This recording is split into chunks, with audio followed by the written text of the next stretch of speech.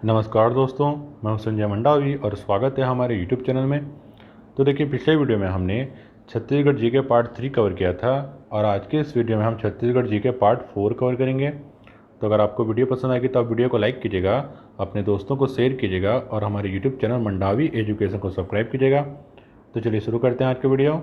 आज हम पढ़ेंगे छत्तीसगढ़ सामान्य परिचय, ठीक है, चौथा पार्ट ही है।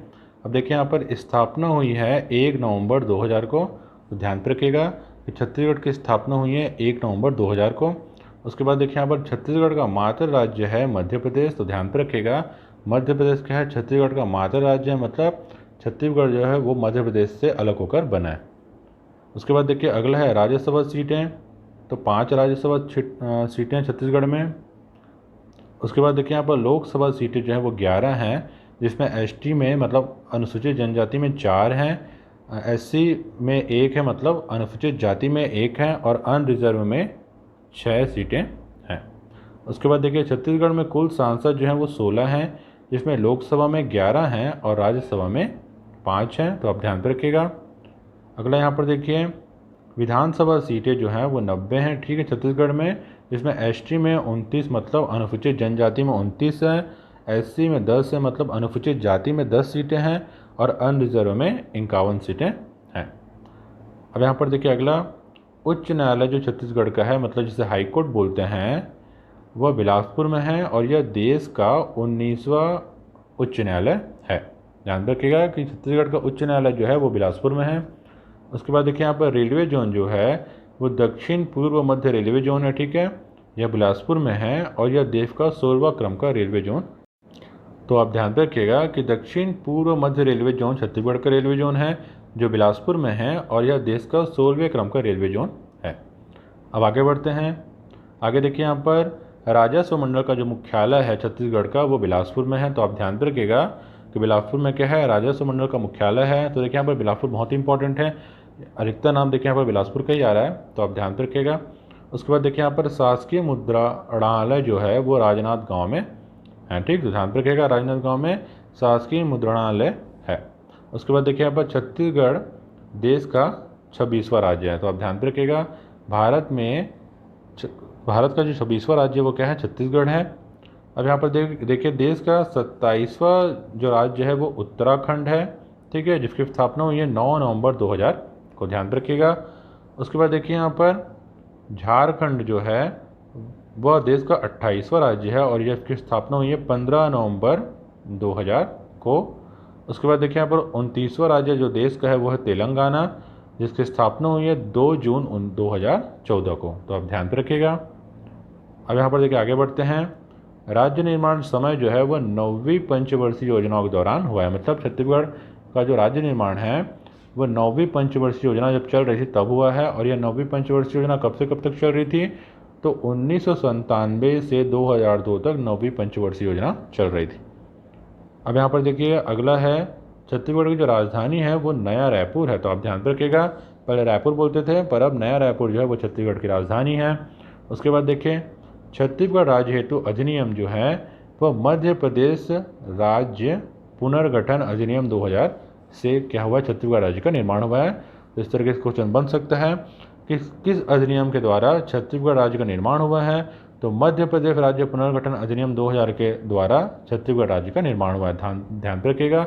मध्य प्रदेश क्यों, क्योंकि मध्य प्रदेश ही मातृ राज्य छत्तीसगढ़ का, मतलब मध्य प्रदेश से ही अलग होकर छत्तीसगढ़ बना है।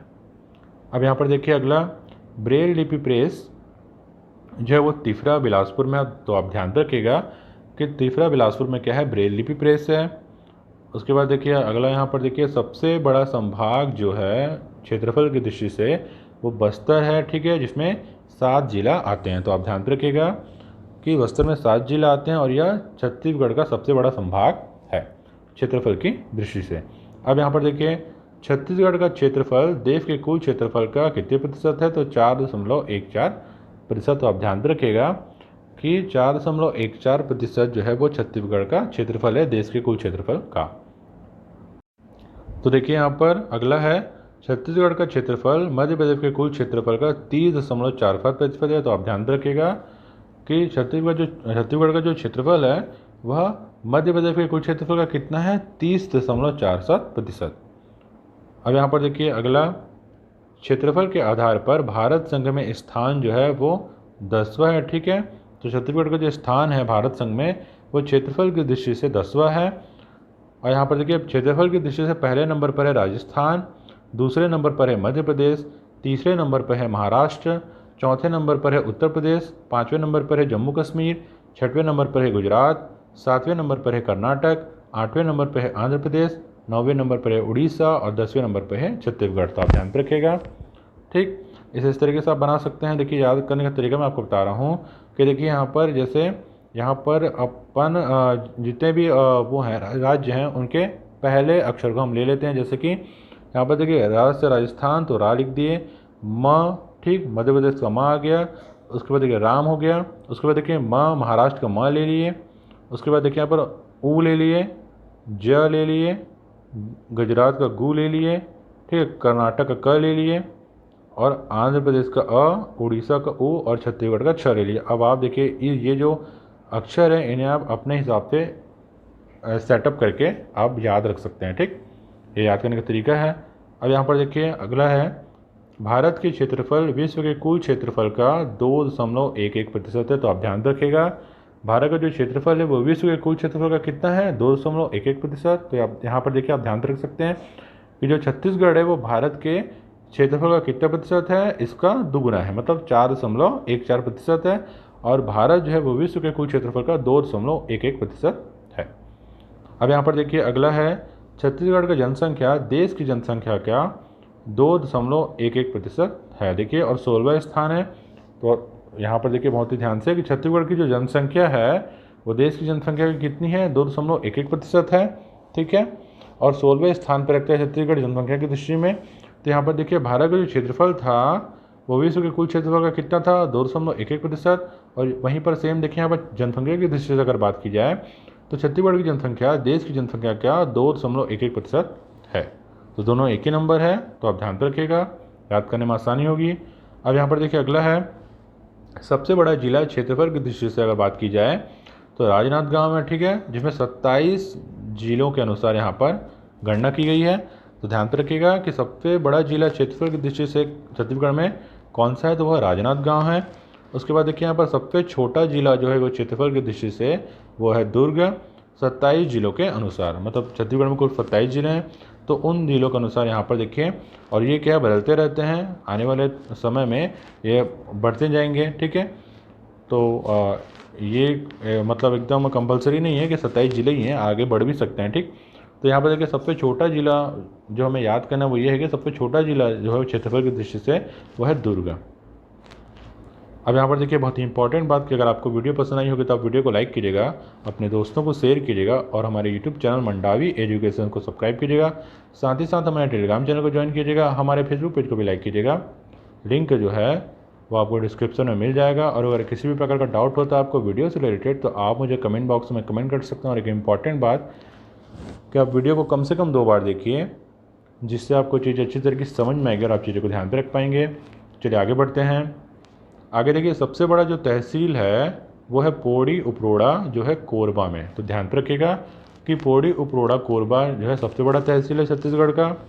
उसके बाद देखिए अगला है, सबसे बड़ा विकास खंड जो है वो बिल्ला मतलब बिलासपुर है। ठीक है, और यहाँ पर देखिए दोनों हैं, दक्षिण बिल्ला मतलब दक्षिण बिलासपुर और उत्तर बिलासपुर, ये दोनों हैं सबसे बड़ा विकास खंड। तो आप ध्यान रखिएगा कि जो बिलासपुर है जिसे बिल्ला भी कहते हैं, जिसमें दक्षिण बिल्ला और उत्तर बिल्ला भी आते हैं, यह क्या है, सबसे बड़ा विकास खंड है।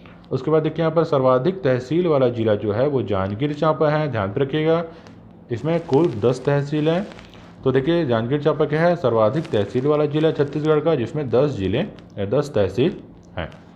अब यहाँ पर देखिए अगला, सबसे कम तहसील वाला जिला जो है वो नारायणपुर है। ठीक है, जिसमें सिर्फ 2 तहसील आते हैं। तो आप ध्यान रखिएगा कि नारायणपुर जो है वह सबसे कम तहसील वाला जिला है, जिसमें सिर्फ 2 तहसील आते हैं। उसके बाद देखिए यहाँ पर भारत संघ में धान का कटोरा किसे कहा जाता है, तो छत्तीसगढ़ को कहा जाता है। तो आप ध्यान रखिएगा कि छत्तीसगढ़ को भारत संघ में धान का कटोरा कहा जाता है। आगे बढ़ते हैं। आगे देखिए यहाँ पर छत्तीसगढ़ का कुल क्षेत्रफल जो है वो 1,35,192 वर्ग किलोमीटर है। तो आप ध्यान रखिएगा कि छत्तीसगढ़ का कुल क्षेत्रफल कितना है, 1,35,192 वर्ग किलोमीटर। आप इसे राउंड फिगर इस तरीके से भी याद रख सकते हैं कि 1,35,000 है। ठीक, तो आपको ऑप्शन में नज़र आ जाएगा तो आप टिक कर लेंगे। ठीक, अब यहाँ पर देखिए अगला है छत्तीसगढ़ का जनजातीय म्यूजियम जो है वो जगदलपुर में है। तो आप ध्यान पे रखिएगा कि जगदलपुर में क्या है, छत्तीसगढ़ का जनजातीय म्यूजियम। उसके बाद देखिए यहाँ पर मातृ पितृ दिवस जो मनाया जाता है वो 14 फरवरी को मनाया जाता है। तो आप ध्यान पे रखिएगा कि 14 फरवरी को मातृ पितृ दिवस मनाया जाता है। और देखिए 14 फरवरी को वैलेंटाइन डे भी मनाया जाता है। तो आप इस तरीके से याद रखना कि छत्तीसगढ़ में मातृ पितृ दिवस मनाया जाता है 14 फरवरी को। अब यहाँ पर देखिए अगला है छत्तीसगढ़ स्थापना दिवस जो है वो 1 नवंबर को मनाया जाता है। ठीक, तो आप ध्यान पे रखिएगा छत्तीसगढ़ की स्थापना कब हुई है, 1 नवंबर 2000 को हुई है। ठीक, मैंने पहले ही बताया आपको। उसके बाद देखिए यहाँ पर छत्तीसगढ़ राजभाषा दिवस जो है वो 28 नवंबर को मनाया जाता है। तो आप ध्यान पे रखिएगा कि 28 नवंबर को छत्तीसगढ़ राजभाषा दिवस मनाया जाता है। उसके बाद देखिए यहाँ पर सुशासन दिवस जो है वह 25 दिसंबर को मनाया जाता है। तो आप ध्यान पे रखिएगा कि छत्तीसगढ़ में सुशासन दिवस जो है वो 25 दिसंबर को मनाया जाता है। अब यहाँ पर देखिए अगला टॉपिक हमारा देखिए कि राज्य निर्माण के समय के पदाधिकारियों के नाम। ठीक है, तो राज्य निर्माण के समय कौन कौन से पदाधिकारी थे, मतलब जब छत्तीसगढ़ बन रहा था उस समय कौन कौन से पदाधिकारी थे, उनके नाम यहाँ पर मैं आपको बता रहा हूँ, बहुत ही इंपॉर्टेंट है ये। देखिए उस समय राष्ट्रपति जो थे देश के वो थे श्री के.आर. नारायण। तो आप ध्यान पे रखिएगा कि जब छत्तीसगढ़ का निर्माण हो रहा था उस समय राष्ट्रपति थे श्री के.आर. नारायणन। उसके बाद देखिए प्रधानमंत्री थे श्री अटल बिहारी वाजपेयी जी। तो आप ध्यान पे रखिएगा कि छत्तीसगढ़ निर्माण के समय हमारे प्रधानमंत्री थे श्री अटल बिहारी वाजपेयी। ठीक, उसके बाद देखिए यहाँ पर मध्य प्रदेश के मुख्यमंत्री उस समय थे दिग्विजय सिंह। तो आप ध्यान पे रखिएगा कि मुख्यमंत्री थे मध्य प्रदेश के दिग्विजय सिंह, क्योंकि मध्य प्रदेश से ही कटकर अलग हुआ है छत्तीसगढ़। तो उस समय मध्य प्रदेश के मुख्यमंत्री थे दिग्विजय सिंह। तो देखिए इस तरीके से हमारा छत्तीसगढ़ जी के पार्ट 4 यहाँ पर कंप्लीट होता है। तो मिलते हैं फिर अगली वीडियो में, तब तक के लिए धन्यवाद, नमस्कार।